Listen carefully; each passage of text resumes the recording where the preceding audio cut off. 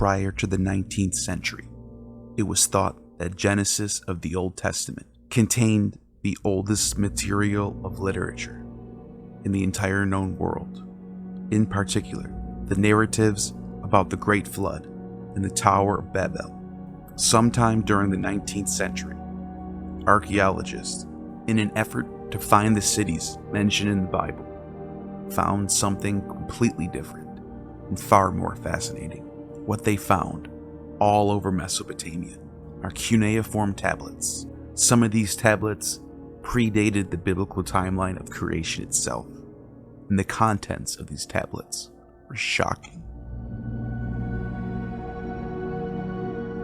In 1961, Samuel Noah Kramer, Assyriologist, translated a text known as Enki in the World Order, which seems to be a textual ancestor to the Tower of Babel story. Here's what it says.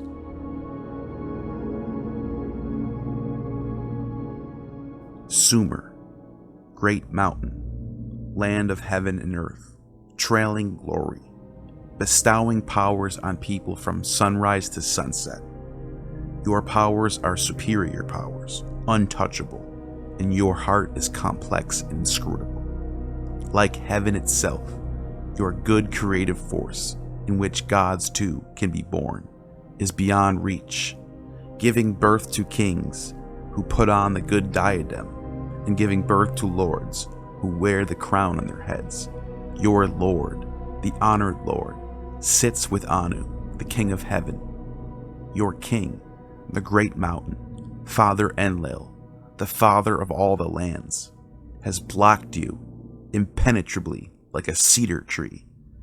The Anunnaki, the great gods, have taken up dwellings in your midst and consumed their food, Geguna, in your shrines with their single trees. Household Sumer, may your sheepfolds be built and your cattle multiply. May your Geguna touch the skies. May your good temples reach up to heaven. May the Anunnaki determine the destinies in your midst.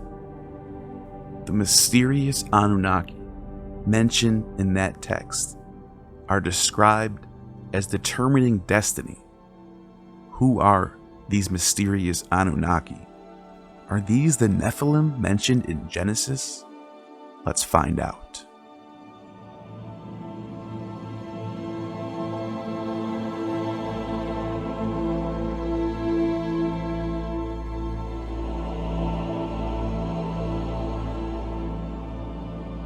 Hello, explorers of the ancient world and initiates into the mysteries. Welcome back to our channel. If you're new here, remember to hit that subscribe button and the bell icon so you won't miss out on our journeys into the fascinating tales of the past. Today, we're embarking on a captivating expedition into the heart of ancient mythology and biblical lore, delving deep into the tales of the enigmatic Anunnaki and the mysterious Nephilim. The Anunnaki, powerful deities from ancient Sumerian mythology, are said to have shaped our world, influenced kings, and controlled the fate of humanity. Their stories have fascinated us, leading to varied interpretations and even some modern, controversial conspiracy theories. And then there are the Nephilim, the giants of the Old Testament, the sons of God, fallen angels, mighty warriors, heroes of old, or perhaps all of the above. Their brief but intriguing mention in the Bible have given rise to countless interpretations and debates. Are there connections between these two groups of ancient beings? Were they celestial, terrestrial, or maybe even extraterrestrial?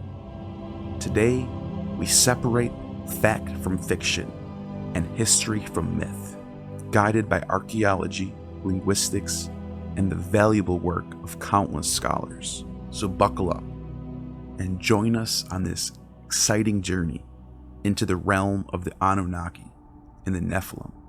It's time to uncover the secrets of the ancients. Let's dive in.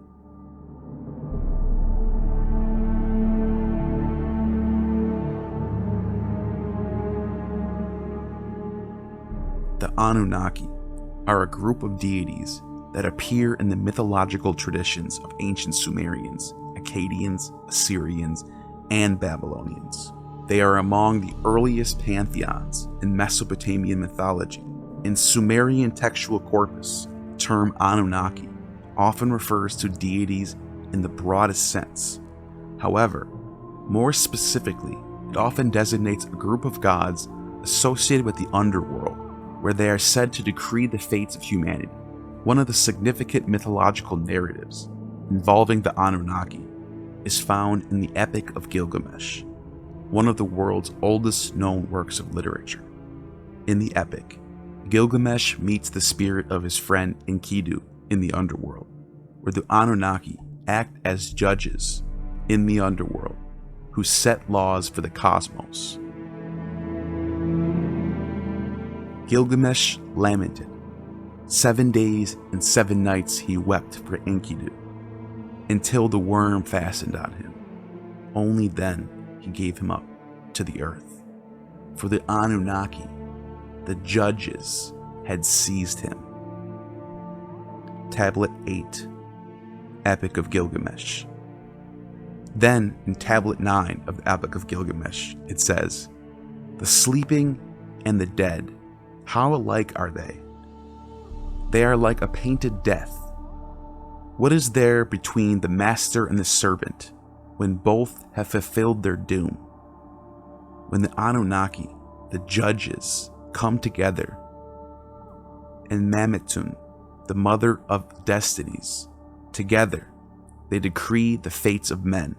Life and death they allot, but the day of death they do not disclose." Finally, in Tablet 11, we get the story of the Great Flood sent by Enlil, which says, "The Anunnaki lifted up the torches, setting the land ablaze with their flare. Stunned shock over Adad's deeds overtook the heavens, and turned to blackness all that had been light. The land shattered like a pot. All day long the south wind blew, blowing fast, submerging the mountain in water, overwhelming the people like an attack. No one could see his fellow. They could not recognize each other in the torrent. The gods were frightened by the flood and retreated, ascending to heaven of Anu. The gods were cowering like dogs, crouching by the outer wall. Ishtar shrieked like a woman in childbirth. The sweet-voiced mistress of the gods wailed. The olden days have alas turned to clay, because I said evil things in the assembly of the gods. How could I say evil things in the assembly of the gods, ordering a catastrophe to destroy my people? No sooner have I given birth to my dear people than they'll fill the sea like so many fish." The gods of the Anunnaki were weeping with her. The gods humbly sat weeping, sobbing with grief, their lips burning, parched with thirst. 6 days and 7 nights came the wind and flood, the storm flattening the land. When a 7th day arrived, Utnapishtim sent forth a dove and released it. The dove went off. I, Utnapishtim, sent forth a dove and released it. The dove went off, but came back to me. No perch was visible, so it circled back to me. I sent forth a swallow and released it. The dove went off, but came back to me. No perch was visible, so it circled back to me. I sent forth a raven and released it. The raven went off, and saw the waters slithered back.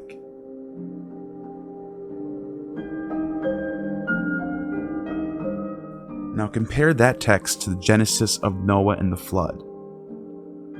After 40 days, Noah opened up a window he had made in the ark and sent out a raven, and it kept flying back and forth until the water had dried up from the earth. Then he sent out a dove to see if the water had receded from the surface of the ground. But the dove could find nowhere to perch because there was water all over the surface of the earth, so it returned to Noah in the ark. He reached out his hand and took the dove and brought it back to himself in the ark. He waited 7 more days and again sent out the dove from the ark. When the dove returned to him in the evening, there in its beak was a freshly plucked olive leaf. Then Noah knew that the water had receded from the earth. He waited 7 more days and sent the dove out again, but this time it did not return to him. In both cases, Noah and Utnapishtim are told by a god to build an ark, load it with animals, and they both wait an additional 7 days after the flood to send off doves and ravens to check for land.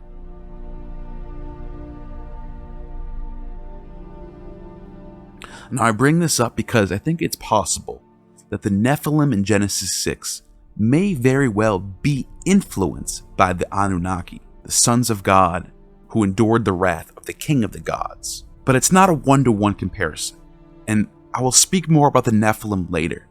But let's talk about the Anunnaki first. The Anunnaki have also been connected to the creation of humanity, where they are said to have created humans to serve as laborers for the gods. This particular narrative is found in later Akkadian and Babylonian mythology, especially the Atrahasis, an Akkadian Babylonian epic that recounts the creation of humanity. The story goes that Anunnaki, together with the Igigi, another group of gods, were burdened with the laborious tasks of digging canals and farming land to feed themselves and the other gods. The Igigi, who were doing most of the work, rebelled. As a solution, the god Enki proposed the creation of humans to perform the labor instead. Thus, humans were created from clay and the blood of a slain god.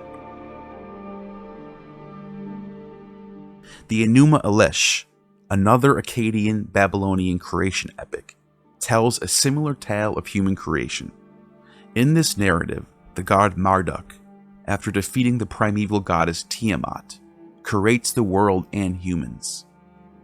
The Anunnaki, in this context, are considered high-ranking deities in the divine hierarchy. In these stories, the Anunnaki play roles as cosmic legislators, creators, and sometimes intermediaries between humans and the divine.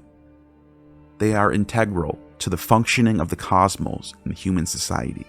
Unto Kingu hath Tiamat entrusted, in costly raiment she has made him sit, saying, I have uttered thy spell in the assembly of the gods. I have raised thee to power.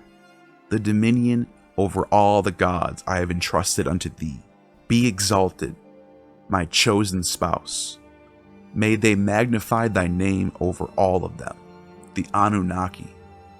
Tiamat hath given Kingu the tablets of destiny.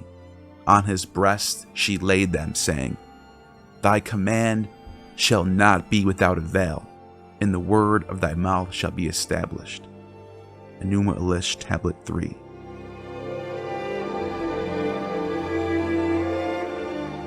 The mythology of the Anunnaki is complex and spans several ancient cultures, with the earliest accounts coming from the Sumerians. Their stories, like many ancient mythologies, attempt to explain the origin of the world, the nature of the gods, and humanity, and the laws that govern existence. In Sumerian mythology, the Anunnaki were initially viewed as celestial deities associated with various aspects of life and nature. However, the term Anunnaki gradually came to be associated more specifically with chthonic underworld deities. In Mesopotamian mythology, the term Anunnaki was used to refer to deities in general, but it was mostly associated with the underworld, the realm of the dead. This does not necessarily imply a negative or punitive association. In many ancient cultures, the world was perceived as a multi-tiered structure, often divided into heavens, earth, and underworld. Gods and goddesses were assigned to different realms based on their roles and functions. The Anunnaki are depicted in various myths as judges in the underworld, ruling over the fate of the dead. For instance, the goddess Ereshkigal, the queen of the underworld, and Nergal, the god of death and plague, were both considered part of the Anunnaki. The reason why many of the Anunnaki are associated with the underworld is likely related to the Sumerians' belief about life, death, and the afterlife. The underworld, known as Kur or Irkalla, was considered a dreary, dark place where the spirits of the dead existed in a shadowy version of the earthly life, similar to Hades in Greek mythology, sustained by libations and offerings from the living. The Anunnaki, in their role as chthonic deities, were seen as intermediaries between the world of the living and the world of the dead, with the power to judge and rule over souls of deceased humans.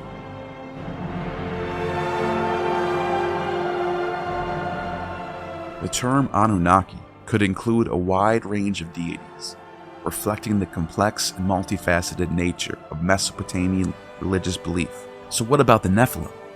Why do so many think they're related? The Nephilim are depicted in biblical traditions as the offspring of the sons of God or fallen angels, and are described as giants.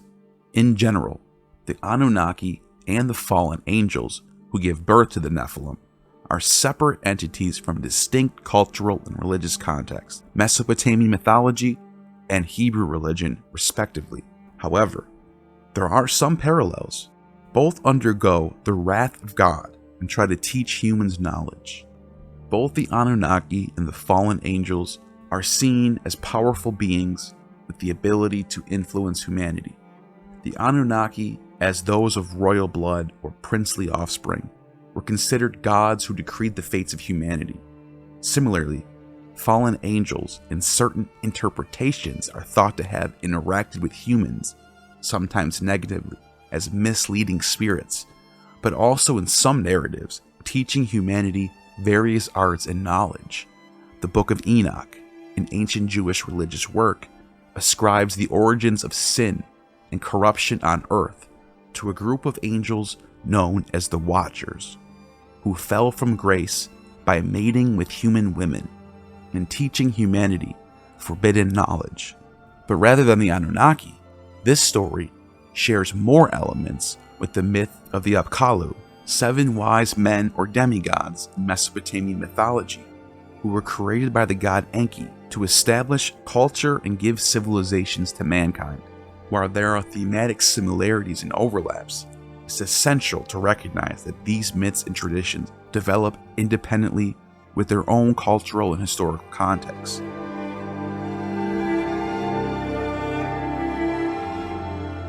The connection between the Anunnaki and the fallen angels is not direct in their original mythologies.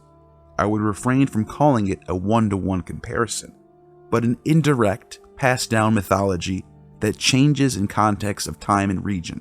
Both the Anunnaki from Mesopotamian mythology and these fallen angels, or Watchers, from the Book of Enoch, represent supernatural beings who have significant interactions with humanity. In both mythologies, there is a theme of divine or semi-divine beings interacting with humanity, often resulting in significant changes in society. The Anunnaki are said to have had an important role in the creation and early history of humanity, often portrayed as teachers or rulers. In a similar manner, the fallen angels in the Book of Enoch are said to have descended to earth and had children with human women, creating Nephilim, and they also taught humanity various forms of knowledge, some which led to negative consequences. In both mythologies, these interactions can lead to transgressions against the divine order and subsequent punishments. For example, some interpretations of the myth of the Apkallu, the 7 wise demigods, suggest about the last of the Apkallu was considered evil. Berosus the Chaldean mentions these Apkallu long before the discovery of the cuneiform tablets, and he says they are led by a god named Oannes, who was half fish and half man, and taught humanity the creation of the cosmos and how to make fire and weapons. This is reflected in the fallen angels myth of the Watchers teaching humans how to make fire and weapons. The Watchers in the Book of Enoch are portrayed as transgressing divine boundaries by mating with human women and teaching forbidden knowledge, actions which lead to their punishment and the Great Flood.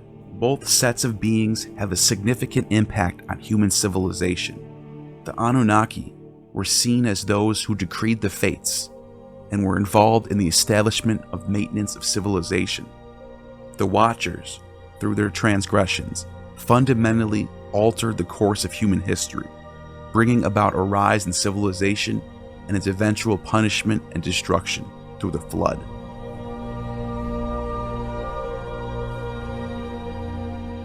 The stories of the Anunnaki from Mesopotamian mythology and the Titans from Greek mythology are distinct and originated from different cultural and historical contexts. However, like the fallen angels, the Greek mythology has some parallels as well, primarily in terms of power dynamics and generational conflicts among deities. Both the Anunnaki and the Titans are often associated with the primordial times. In Mesopotamian mythology, Anunnaki are among the earliest gods linked with creation of the world and the establishment of civilization, just as the Titans played the same role, as they are replaced by the Olympian gods when Zeus overthrows Kronos, just as the old gods are replaced by the new gods in Mesopotamian mythology.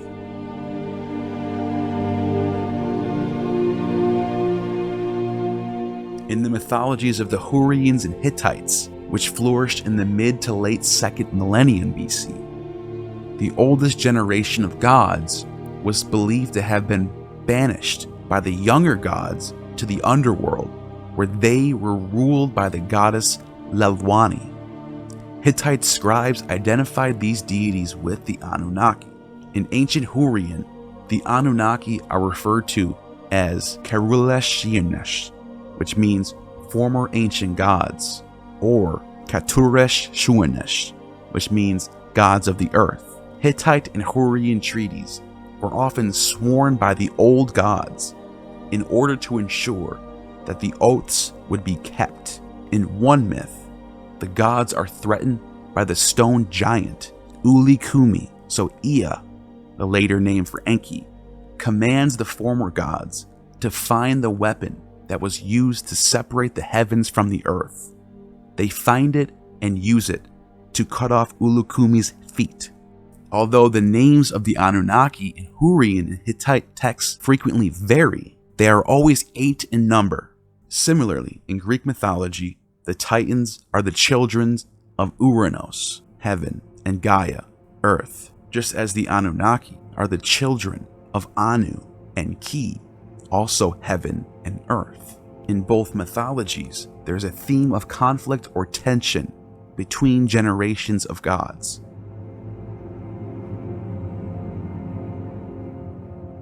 The Babylonian creation myth, the Enuma Elish, tells of how the god Marduk of the younger generation defeats Tiamat, an ancient goddess often associated with the Anunnaki, and becomes the king of the gods. Similarly, in Greek mythology, there's the Titanomachia, a 10-year war where the Olympians, the younger generation of gods, overthrows the Titans, the older generation. Both of these myths relate to the establishment of cosmic order and the allocation of divine roles. After Marduk's victory in the Enuma Elish, he creates the world and assigns roles to the gods. After the Titans' defeat in the Titanomachia, Zeus and his siblings divide the cosmos among themselves and establish their rule over the universe. The mythology of the Anunnaki has indeed influenced later civilizations, most notably Akkadians, Babylonians, Assyrians, as well as the Hittites and the Greeks, all of whom inherited much of Sumer's cultural and religious legacy. These civilizations not only adopted the Anunnaki into their pantheons, but also developed and transformed their myths over time. A prominent example would be Marduk. Originally a minor god in the Sumerian pantheon, who was elevated by the Babylonians to the status of chief deity. Marduk is often associated with Anu, the Sumerian sky god, and Enlil, who was initially considered the head of the Sumerian pantheon. The succession of the gods, like Zeus, Kronos, and Uranos, seems apparent throughout these cultures. Moreover, the motif of a group of important deities deciding the fates can be seen in many other ancient Near Eastern and Mediterranean mythologies, such as Egyptian, Greek, and Roman pantheons. While it's not a direct one-to-one correspondence, these similarities suggest cultural exchanges and shared archetypal ideas in ancient civilizations. The Nephilim are mentioned briefly in the Hebrew Bible, specifically in the book of Genesis 6 and Numbers 13. Their origins and nature, however, are somewhat cryptic and have been the subject of much debate and speculation. In Genesis, the Nephilim are described as the offspring of the sons of God and the daughters of humans. The exact identity of these sons of God is not clear. Interpretations range from fallen angels to descendants of Seth, Adam and Eve's third son, while the daughters of humans are generally thought to refer to mortal women. The Nephilim are said to be the heroes of old, warriors of renown, indicating their extraordinary strength or abilities. They are often depicted as giants, especially in later Jewish or Christian tradition. In the book of Numbers, the term Nephilim, used again when the Israelites send spies into Canaan and they report back. So they brought the Israelites an unfavorable report of the land that they had spied out, saying, "The land that we have gone through as spies is a land that devours its inhabitants, and all the people that we saw in it are of great size. There we saw the Nephilim. The Anakites come from Nephilim. And ourselves we seemed like grasshoppers, and so we seemed to them." This passage is often interpreted to suggest that the Nephilim were giant beings, but it's also possible that the term here is used more symbolically to describe formidable enemies. The mysterious nature of the Nephilim have led to numerous interpretations and theories. The term Nephilim comes from the Hebrew root nephil, which means to fall. Therefore, Nephilim is often translated as the fallen ones. This has led interpretations of the Nephilim as fallen angels or their offspring. However, the word could also be related to the Aramaic word nephil or Nephilim, which means giants, reflecting the tradition of the Nephilim as giant beings in many later Jewish and Christian texts. The term's ambiguity in the biblical text, its rare use, and the various interpretive traditions have led to many different translations and interpretations. It's important to note that while we can make educated guesses based on linguistic and historical context, the precise meaning of Nephilim in the Bible is not definitively known. And even with these parallels, it must also be stressed that the Anunnaki and the Nephilim are a part of two distinctive ancient cultural traditions, Mesopotamian and Hebrew. There isn't a direct connection between the two in their original context. If that was the case, then why wouldn't the Hebrew authors just call them Anunnaki? Why call them Nephilim? They are separate entities within their respective cultures and religious traditions. The Anunnaki were deities who in different Mesopotamian cultures held various roles, from being the high gods of the pantheon to the chthonic underworld deities. On the other hand, the Nephilim, according to the Hebrew Bible, are the offspring of the sons of God and the daughters of humans, often depicted as giants or mighty warriors. The interpretation of the Anunnaki as deities of the ancient Sumerians, Akkadians, Assyrians, and Babylonians is well established in historical and archaeological research. However, in recent years, the Anunnaki have taken on a new life in the realm of pseudo-archaeology, conspiracy theories, and science fiction. For example, the ancient astronaut theory proposed by Zecharia Sitchin in his Earth Chronicles, argues that the Anunnaki were actually a race of extraterrestrial beings from the planet Nibiru who visited Earth in search of gold over 400,000 years ago. According to Sitchin, these beings genetically engineered Homo sapiens as a worker race to mine gold. Zecharia Sitchin also posits that the Anunnaki were a race of extraterrestrial beings who visited Earth and genetically engineered humans. For over a half a century, biblical scholar and Near East historian Zecharia Sitchin devoted his life to proving the link between human beings and the Nephilim, giants mentioned in the book of Genesis. Sitchin's research identifies them as ancient aliens known as the Anunnaki, who came to Earth from the planet Nibiru. Excuse me, my teacher, why do you say giants when the word in Hebrew is Nephilim? Coming from the root nephol, which means to come down, to descend. And I was expecting to be complimented by the teacher, where she said something like, Sitchin, sit down. You don't question the Bible. Many of the seal impressions that we have that are so significant to seeing how things were depicted in those days, be it humans or gods, come from these envelopes. Well, we have arrived at Haran, the city where Abraham dwelt with his father and brother and nephew. It's important to emphasize that these interpretations are not accepted by mainstream historians, archaeologists, or experts in Mesopotamian mythology. They are often criticized for a lack of rigorous scholarship, misinterpretations of ancient texts, and a reliance on unsupported speculations. Here is Dr. Joshua Bowen, an Assyriologist who has done several videos and wrote books on this subject. I have links to these full videos and his book, How to Read Sumerian, which is one of my go-tos in my library. You have to keep this in mind when you, number one, when you look at Sumerian and what people are saying about Sumerian. But in his book, he does this all the time. You know what? It's sort of the equivalent to, it's far worse, but it's roughly equivalent to if you were to say butterfly, right? Somebody 1,000 years from now will see the word butterfly and they would say, this is a type of a stick that was kind of slippery and went on bread that was able to soar through the air. Butterfly. Nope. No, it's not.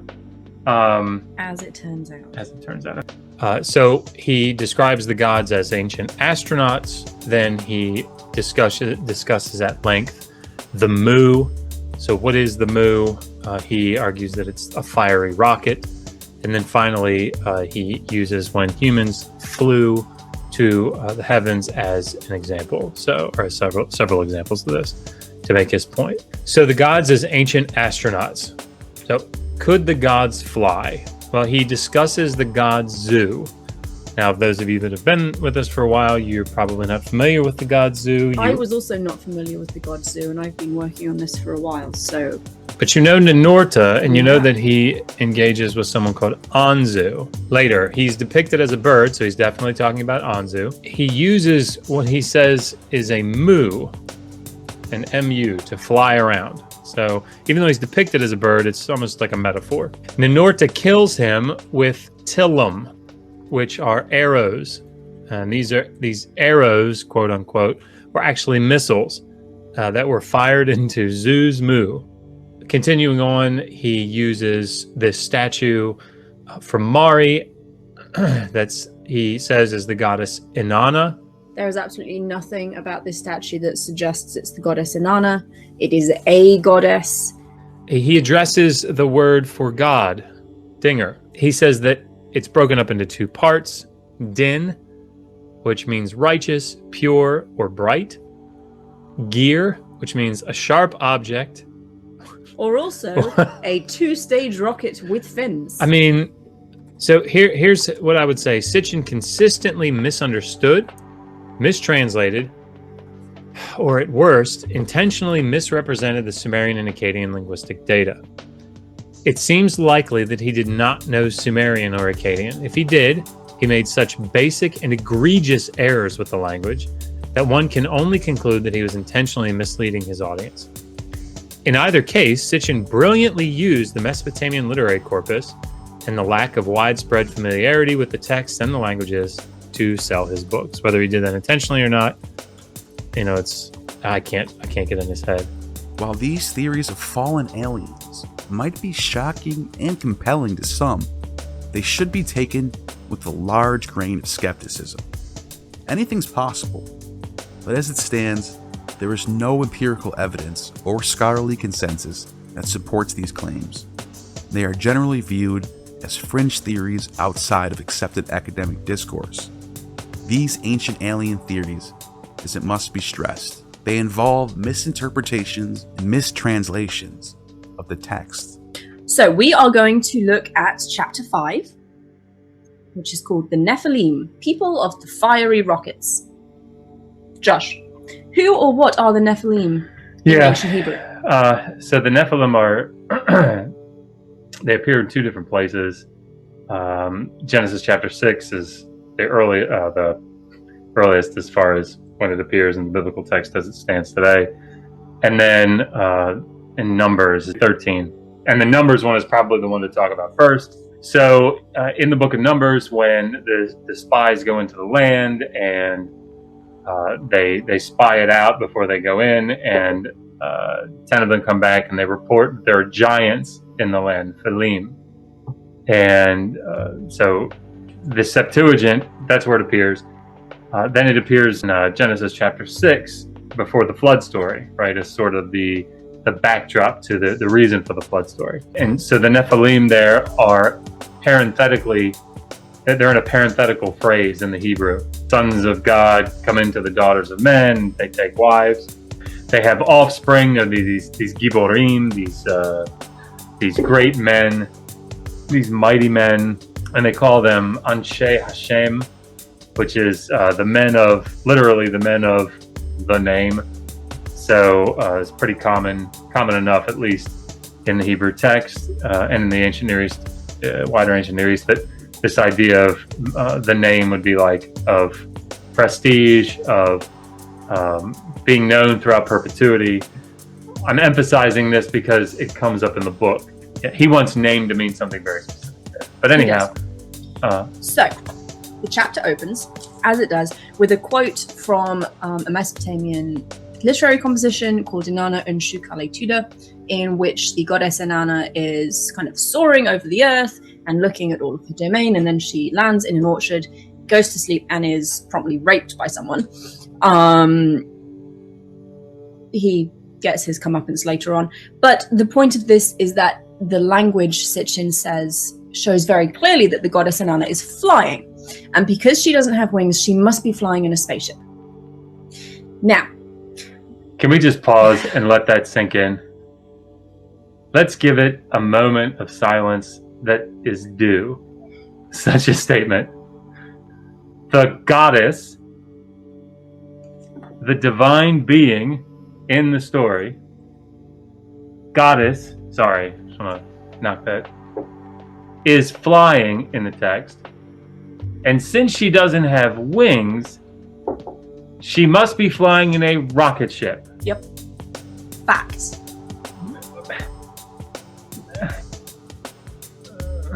Less. My Anunnaki brain does not compute. Zecharia Sitchin refers to various cuneiform texts to support his idea of the planet Nibiru. One key text he often cites is the Enuma Elish, the Babylonian creation epic. Sitchin suggests that references to a celestial body called Marduk, named after the Babylonian deity, is actually referring to Nibiru. In the Enuma Elish, Marduk is portrayed as a wandering planet that collides and splits Tiamat, a primordial goddess associated with the sea, in two. Sitchin interprets Tiamat as a pre-existing planet located between Mars and Jupiter. He suggests that one half of Tiamat became the asteroid belt, and the other was struck by another of Marduk's moons and was pushed into a new orbit, becoming Earth. So let's move on to the May. Now, we've done a video on the May before. This is a very difficult, complicated word, and Sitchin says that the May is the spacesuit that we've already discussed that Inanna probably wasn't wearing when she went to the underworld. So Sitchin says Inanna, he quotes Inanna, he doesn't give a text, which is a pain in the ass. It really is. The lack of citation in this book makes you want to weep and then die. Sitchin's interpretation of the Enuma Elish and his association of Marduk with Nibiru is heavily criticized by scholars. Mainstream interpretation reads the Enuma Elish as mythology and not literal astronomical account, more connected with nature of the world rather than the nature of space. Furthermore, Sitchin's identification of Nibiru with Marduk is not supported in any cuneiform text that we know of. The term Nibiru in the extant text is used to denote a point of crossing, and sometimes is associated with certain celestial bodies, depending on their position in the sky, but it's never described as the home of the Anunnaki, nor as an additional planet in our solar system with an unusual orbit, as Sitchin claims. So, the problem with this,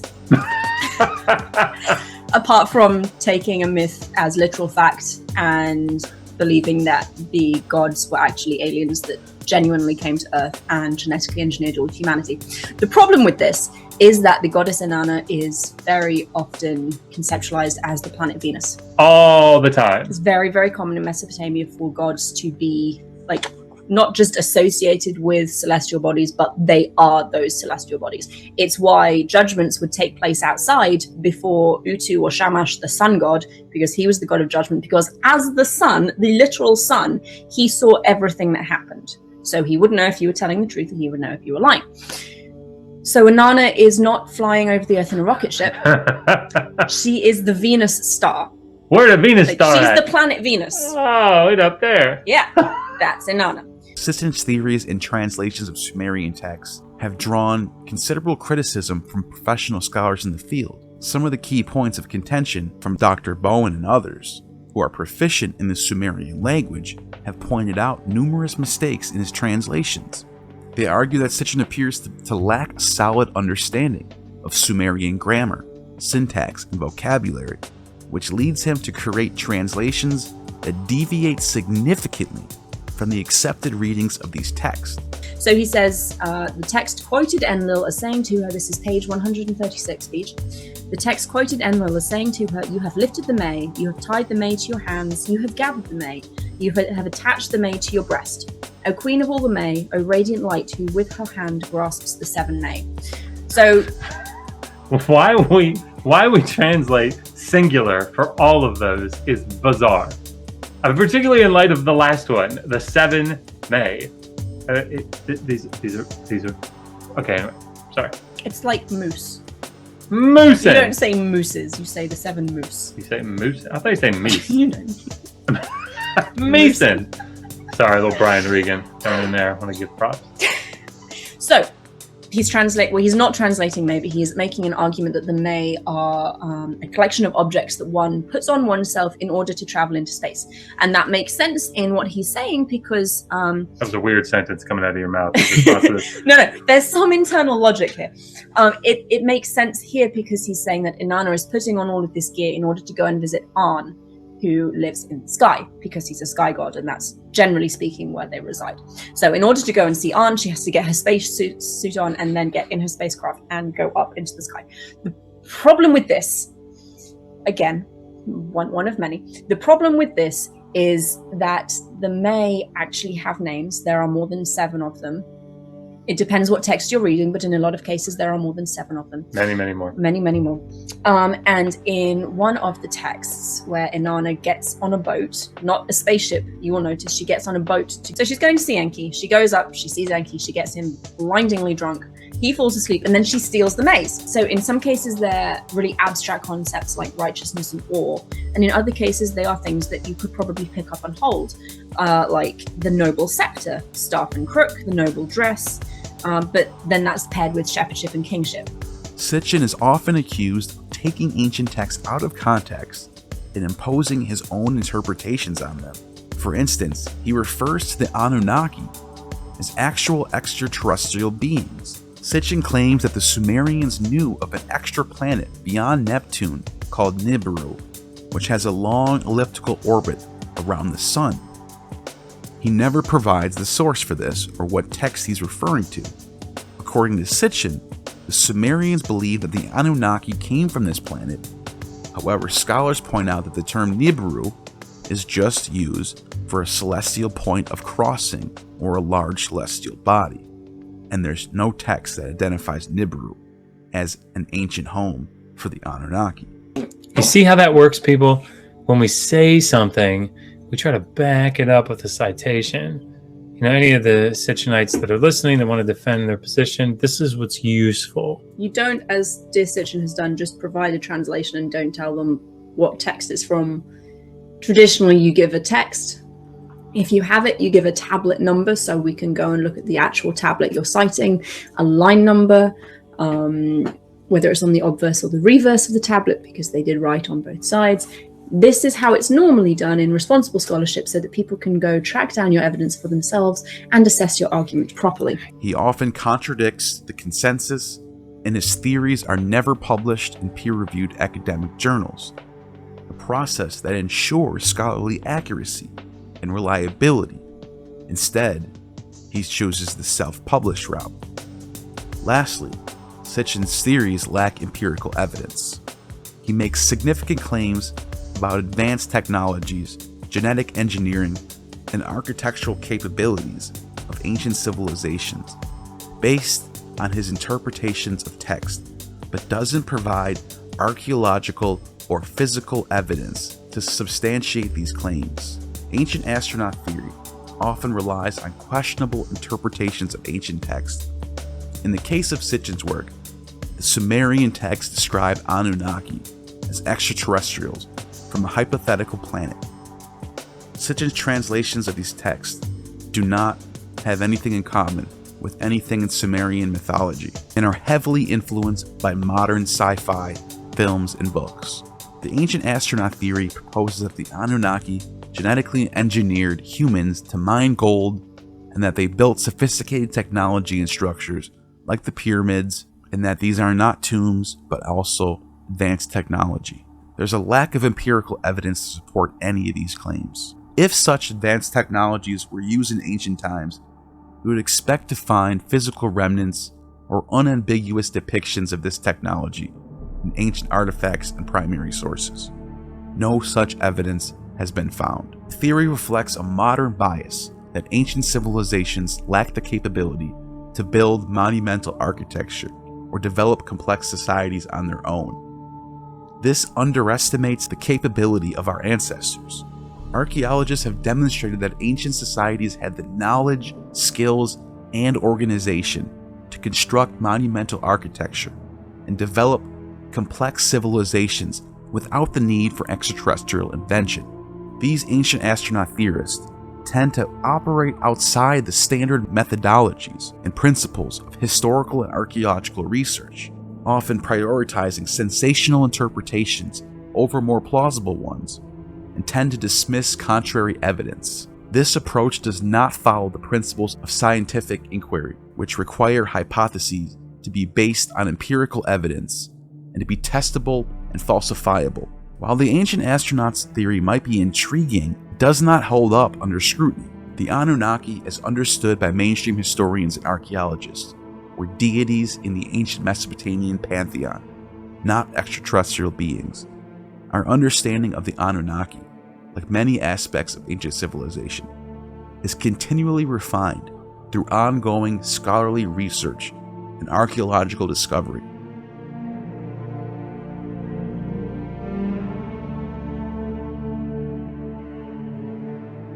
And that, dear explorers, concludes our thrilling journey into the ancient world of the Anunnaki and the Nephilim, two intriguing chapters from the vast book of human mythology and ancient narratives. We've traveled through the fertile plains of Mesopotamia, scaled the Tower of Babel, and stood in the shadow of biblical giants, all in our quest for understanding true Gnosis. We've seen that while these ancient stories are separated by cultures and centuries, they continue to captivate us with their enduring mysteries. They spark our curiosity, challenge our understanding, and fuel our imagination. And though some attempt to connect these mythologies in surprising, controversial ways, what's clear is the impact that these narratives have had in our collective human story. As always, our quest for Gnosis never ends. There are countless more mysteries waiting to be unraveled, and an endless number of stories to be told. We're grateful to have you accompany us on these exciting explorations as we continue to delve into the fascinating tales of the past. I hope you enjoy this journey and are eager for more. Make sure you hit that like button, share this video with your fellow history enthusiasts. More importantly, share this video to your friend who's an Ancient Aliens fan, a Graham Hancock fan, or a Zecharia Sitchin fan. Your support allows us to continue creating content, also educating people, and we hope inspires as well. Join us next time as we'll uncover more intriguing pieces of human history and mythology.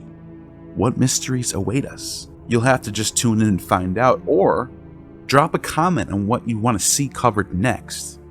Until then, keep exploring, stay curious, and remember, history is often far more thrilling than fiction. Thank you for watching, and you have just attained true Gnosis.